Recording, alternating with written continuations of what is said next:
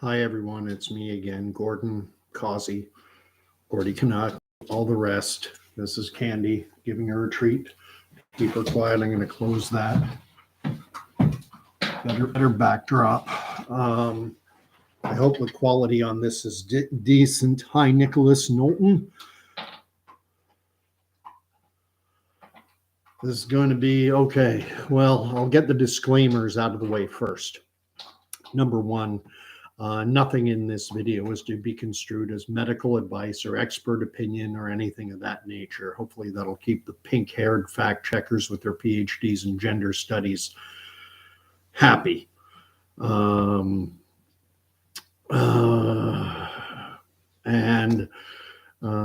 just going to go right into it. But again, not expert opinion, not offering any type of medical advice, just one man's thoughts, views, and opinions.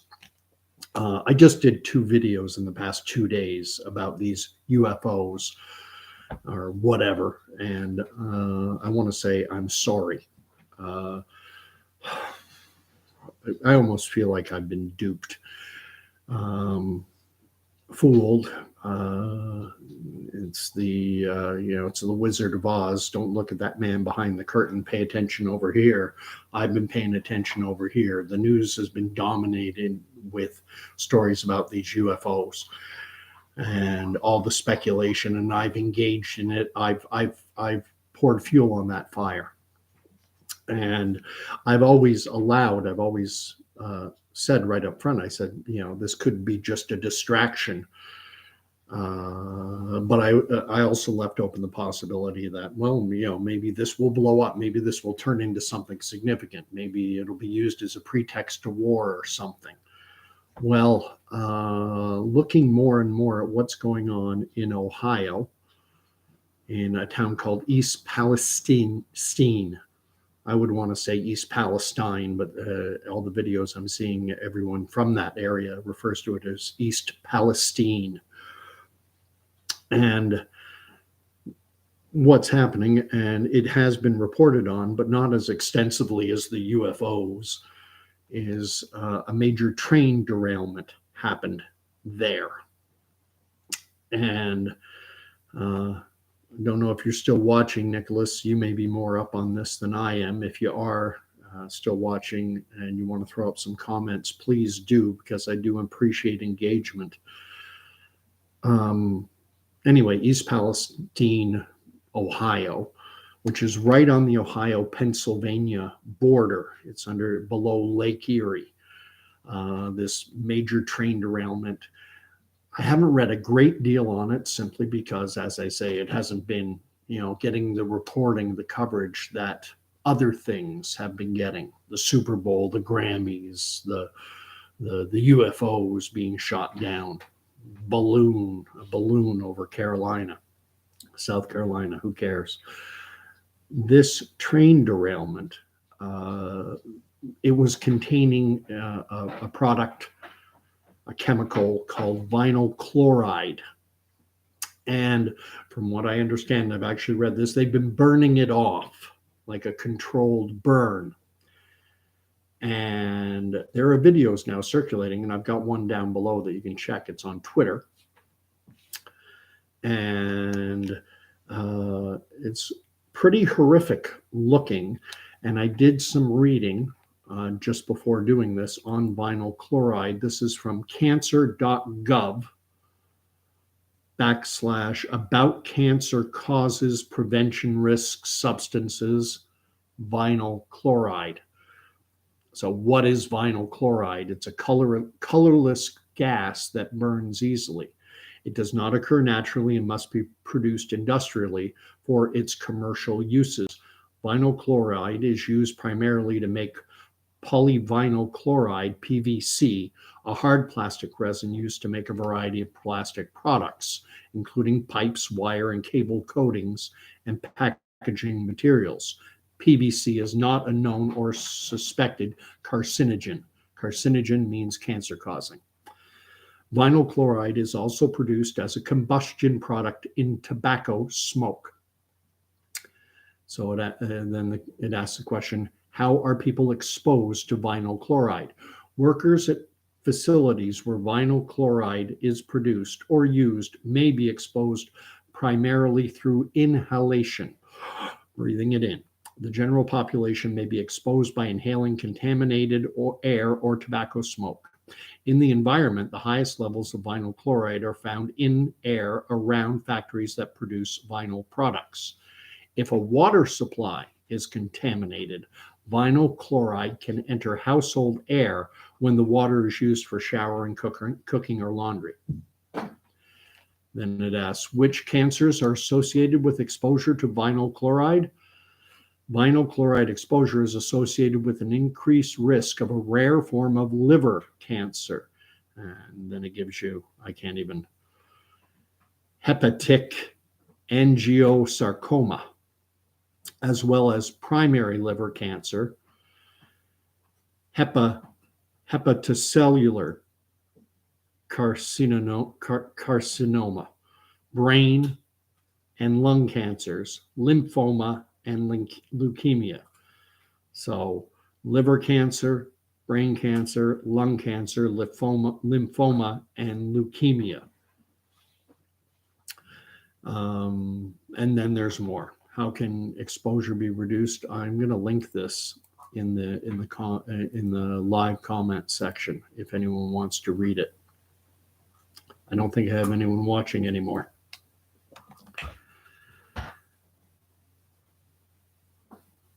If you watch the video down below, there's been reports there's video of a major cloud, almost like a mushroom cloud, going up. And there are individuals talking about this being a Chernobyl type event. And so while everyone's been fixating on the Super Bowl or the Grammys or UFOs, we have a major train derailment. And I'm going to go down the conspiracy rabbit hole, because when it was COVID, you'll remember, I trust, that in the years prior to COVID, we had all manner of movies. There was Outbreak, there was Contagion, there were all these films about a deadly virus pathogen spreading widely. And there are individuals who suggest that this is called predictive programming, that it's put out there into the media so that people are exposed to it, so that when it happens in real life, they're conditioned to think of it as an organic event. Oh, it's just like what happened in the movies. It's life-reflecting art. Well, there's an article in CNN, of all places, not my most favorite source for news, but regardless. It says, after a train derailment, Ohio residents are living the plot of a movie they helped make. I'd never heard of this movie. When Ben Ratner's family signed up in 2021 to be extras in the movie White Noise, they thought it would be a fun distraction from their day-to-day life in blue-collar East Palestine, Ohio. Ratner, 37, is in a traffic jam scene, sitting in a line of cars trying to evacuate after a freight train collided with a tanker truck,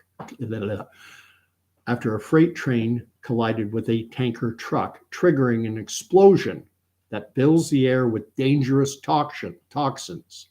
In another scene, his father wears a trench coat and hat while people walk across an overpass to get out of town. Directors told the group they wanted them to look forlorn and downtrodden as they escape the environmental disaster. The 2022 movie was shot around Ohio and is based on a novel by Don DeLillo.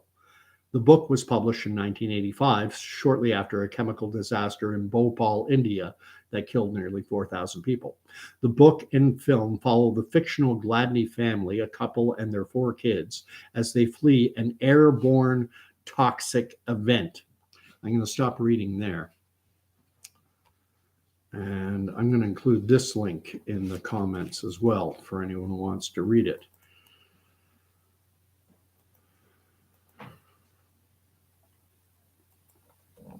So there's the CNN article in the comment next to my name. An airborne toxic event. Is that what we're looking at here? weather systems, as I understand it, again, non-expert, but as I understand things, weather patterns tend to move west to east. So when you look at where this East Palestine is, it's right on the border between Pennsylvania, or it's right on the Pennsylvania border. It's in Ohio, but it's probably 15, 20 minutes and you're in Pennsylvania. And it's about halfway between, I think, Pittsburgh and Akron, or maybe Cleveland. And if weather patterns move east, you're looking at one of the most populated parts of the United States of America. And me being up in northeastern Ontario, often weather systems come up from the US, and they travel across the Great Lakes. And, seeing this, an airborne toxic event. Talk about predictive programming. Talk about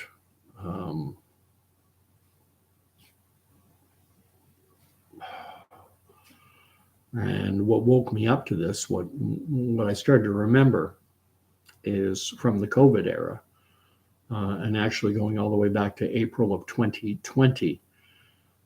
Stanford University, one of the world's leading epidemiologists, a gentleman by the name of John Ioannidis, in tandem with the Santa Clara Board of Public Health, conducted an epidemiological survey on Santa Clara County. I used to think it was Los Angeles County, but it was Santa Clara County. And they did widespread antigen testing. They took a representative sample of the population to see how pervasive was SARS-CoV-2 spreading. And their study showed that exposure rates of people, infection rates, were as much as 55 times higher than what was being reported through testing. At that time, when the study had been done, they had identified about 1,000 cases in this geographic Santa Clara County area. And the study that was conducted by John Ioannidis and his team in tandem with public health officials put the number closer to 55,000. And the reason why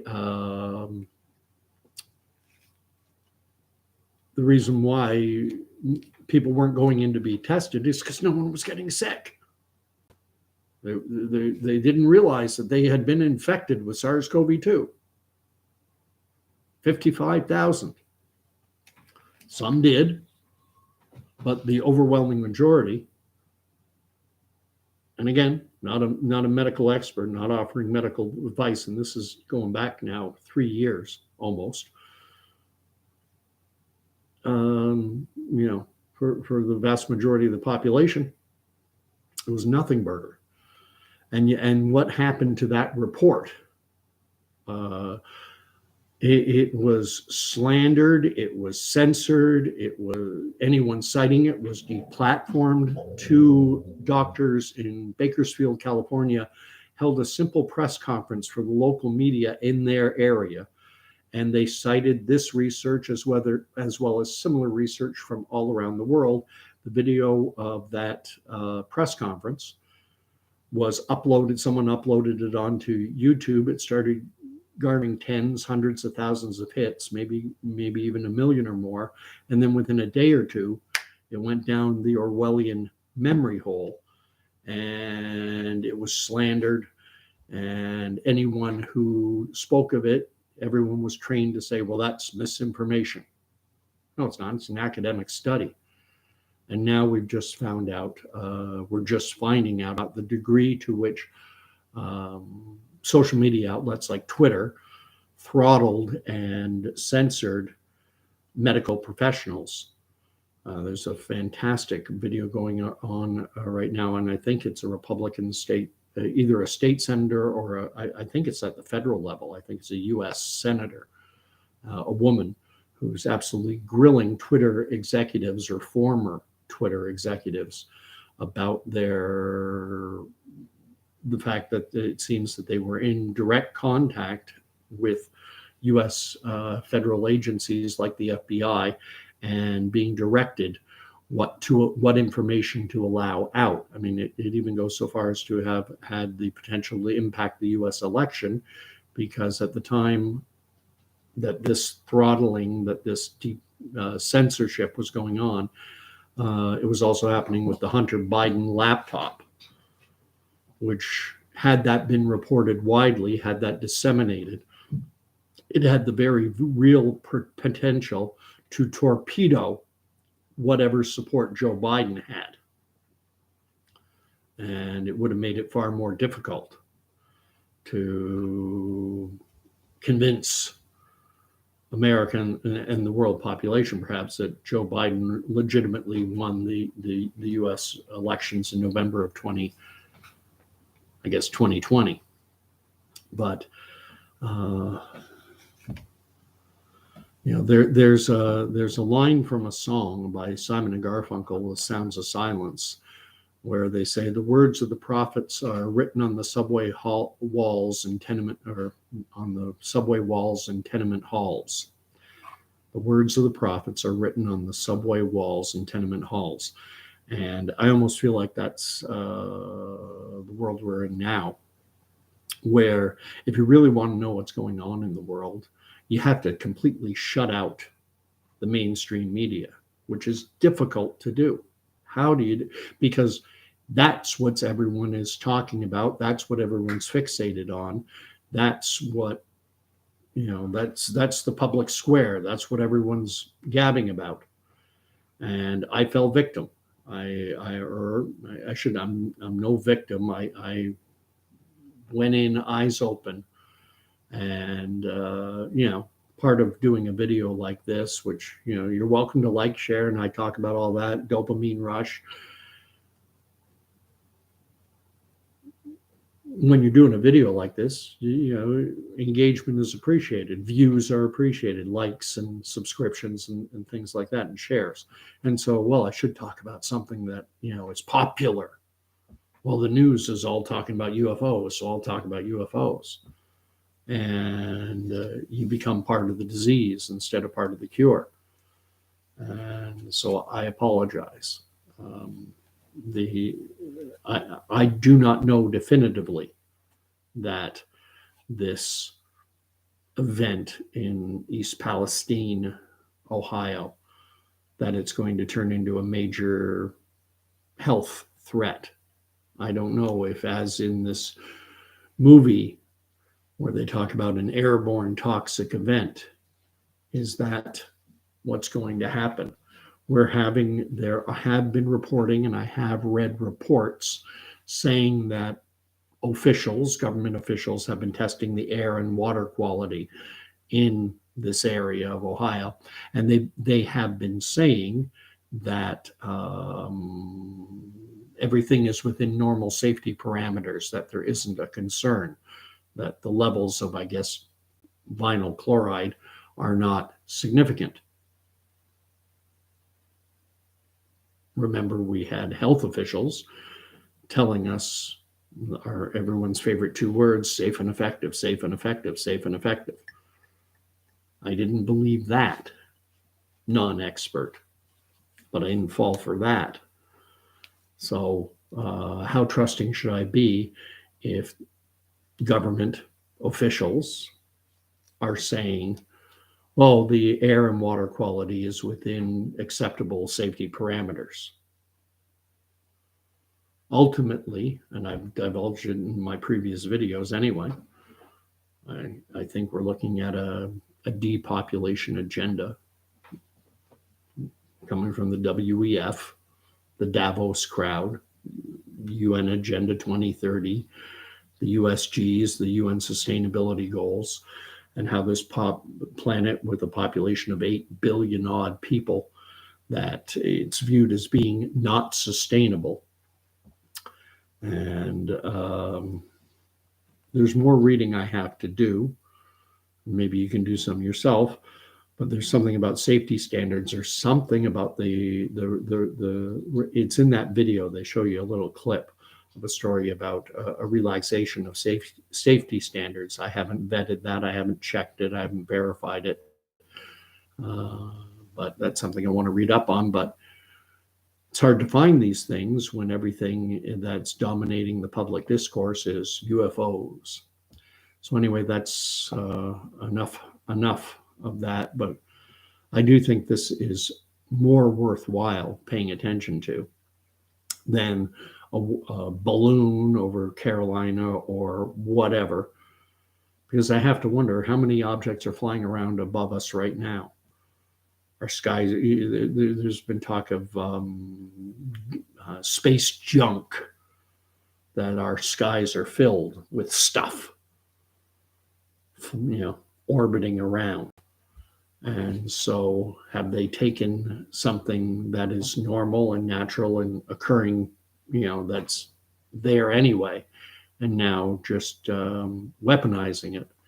And I would suggest the same way that, when all of a sudden people started dying in nursing home, long-term care, and hospice settings where people go when they're at the end of their lives, when they're old, sick, and dying, often terminally ill.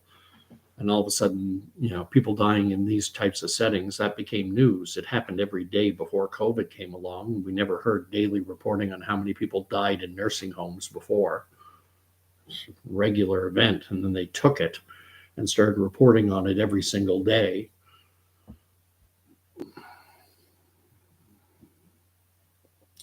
Now we've got all this stuff floating around in the sky. Now are they just starting to shoot some of it down so that we're distracted into worrying about UFOs and life on other planets? Or is it the Chinese? Or is it, what is it? So I do think this event in Ohio bears much closer attention, especially if there is a toxic cloud that's moving. I'm going to end this video and I'm going to go onto the Weather Network and I'm going to check the prevailing weather patterns. They give you a satellite image and let me know which way the wind is blowing, if I can trust that. But anyway, thanks for watching, and we'll see what happens with this story.